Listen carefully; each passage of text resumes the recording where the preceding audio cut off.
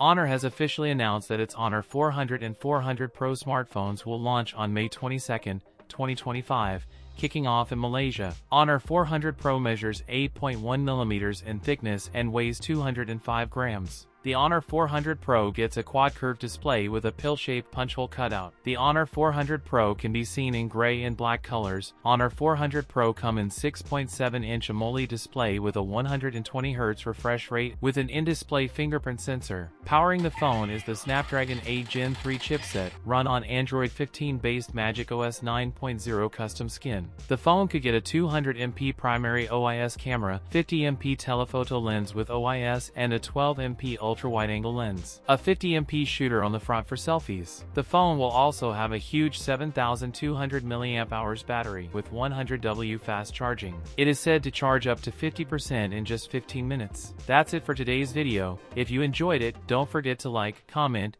and subscribe for more content. Thanks for watching, and I'll see you in the next one.